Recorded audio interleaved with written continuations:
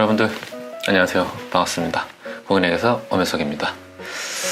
이번 영상은 말이죠, 그 월북 카페에서 또 올라온 질문 중에 여러분들과 함께 나누면서 같이 공부도 하고 또 정보도 교환하면 좋을 것 같은 질문이 있어서 또 영상을 찍게 되었습니다. 궁금하신 분들은 좋아요와 구독을 눌러주시고 끝까지 봐주세요.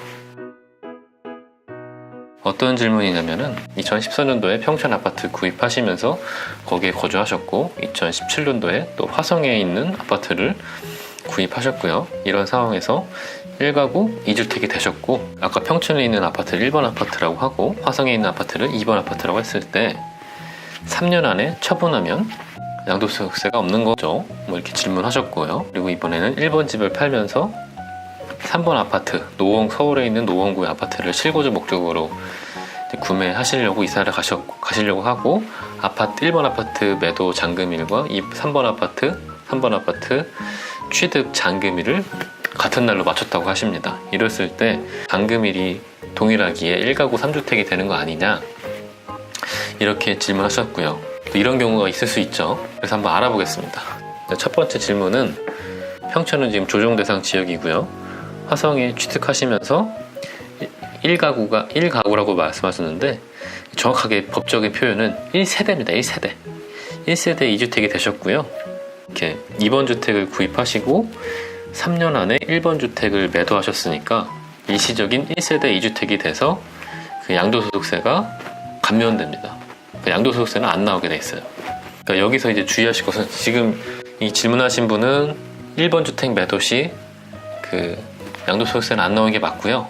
최근에 9.13 대책이 발표된 이후에 그 소득세법 시행령이 통과돼 가지고요, 이제는 조정대상 지역에 아파트가 있고 추가로 조정대상 지역에 아파트를 구입했을 경우에 그 종전주택이었던 조정지역에 있던 주택을 처분할 때 2년 내 처분하셔야지 그 양도소득세를 면제해 줍니다. 이게 바뀌었어요. 지금 질문하신 분은 해당 사항이 없는데, 만약에 평촌에 있는 아파트, 조정대상 지역이죠. 이 상태에서 또 조정대상 지역인, 예를 들어 뭐 서울에 첫 번째에 있었던 1번 주택을 이제 3년이 아니라 2년 안에 처분하셔야지만 양도소득세를 면제받을 수 있습니다. 여기 이제 9.13 대책 이후로 바뀐 거예요. 강화된 거죠, 한마디로. 아무튼 질문하신 분은 해당 사항이 없고 양도소득세는 면제고요. 두 번째, 양도일과 취득일이 동시에 이루어지는데 이때 일시적으로 1세대 3주택이 되는 거 아니냐, 이게 질문의 취지 같습니다.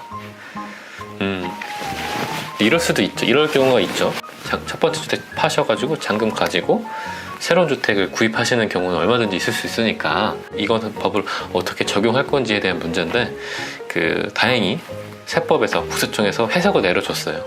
이렇게 동시에 이루어졌을 경우에는 양도가 먼저 이루어지고 그리고 나서 취득이 이루어진 걸로 봅니다. 그렇기 때문에 양도가 먼저 행해진 행위로 보기 때문에 1세대 2주택이 먼저 적용되고요. 그 이후에 취득하기 때문에 다시 이분은 1세대 2주택이 되는 겁니다.